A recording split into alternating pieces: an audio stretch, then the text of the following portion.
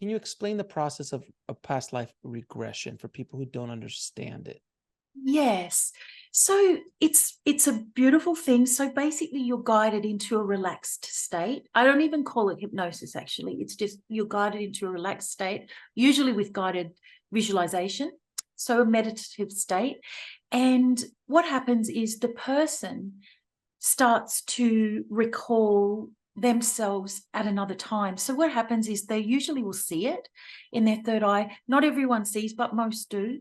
So they'll have feelings as well, as in if they find themselves as a small child, their body might start to feel really small.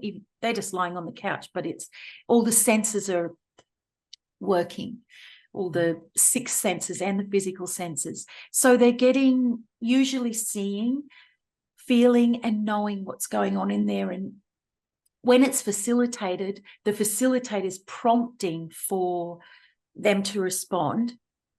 You can always respond. And so they'll relay back what's happening. And then the facilitator is guiding them through, usually to achieve fixing something, or at least mine was for the therapeutic value in it. Yeah. So then let me ask you on the more of the spiritual side of things. These memories are in our soul, if you will, or our Akashic records, as they say.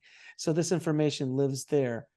Are we accessing it through, what are we accessing? Because a lot of people say, oh, it's in the subconscious mind, or but it can't be in the subconscious mind because it's a spiritual aspect of our soul, these other lives. So what are we accessing? And is it an open book, or do they only show you what you need to know to heal or to move on in this life? Oh, excuse me. I believe that it comes directly from our soul. Mm-hmm.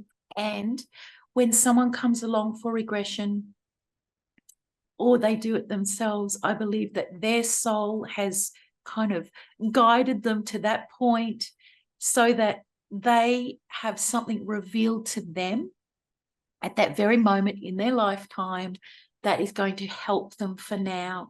So although it comes from the soul energy, it's always what's given or presented to make this life here now better, to fix something, to heal something, even maybe just to help people realize that there's more, and we're not just here in life as a human, that our soul energy exists.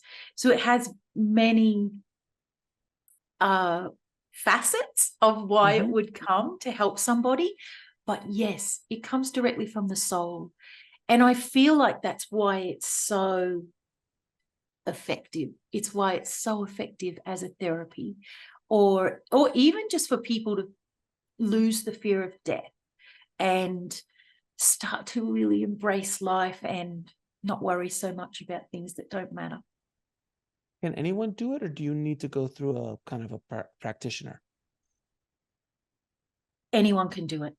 Anyone can do it because we're all born of our soul energy, and our soul prepared, or we agreed what we're doing here. So we can all do it. There's some colleagues of mine even that are not fans of doing it yourself, but in my whole 20 years, it's completely fine to do it yourself. I think the thing with a facilitator is, perhaps because your energies are together, and and they know what to delve for to get to the bottom of a specific issue that you might have. And also, you're not left with questions because the facilitator will know exactly what to ask so that you get closure from it. So you can do that yourself as well. However, the facilitator is going to take any of that thinking away for you. Yeah. So, so so for people listening, a lot of times if you experience something in a past life, you're going to feel it in this life in some way. So if you were thrown off of a pyramid by Aztec priests and sacrificed, you might have a fear of heights in Yeah. this one. Or if you Yeah. were, burned at the stake by your family because they thought you were a witch, you might have a problem expressing yourself to your family or letting people know who you really are. Is that a fair assessment? That is a great assessment. Yes. And I think those are really, I guess they're wonderful assimilations for what could happen, but very often people get into the past life and what's happened to cause their fear now or their symptom now is so simple. It's so simple and it's so ordinary that I never, if someone's coming for a certain symptom, I never suggest what it could be, because often it's something that was so ordinary or normal that happened that caused it. But certainly with the fires and things, those are not really normal things to experience, but a lot of it happens. If people have a fear of fire or heights or flying, any of those things, something pretty wild will have happened for it to be such a fear. To watch the full video, click on the link below, and don't forget to subscribe.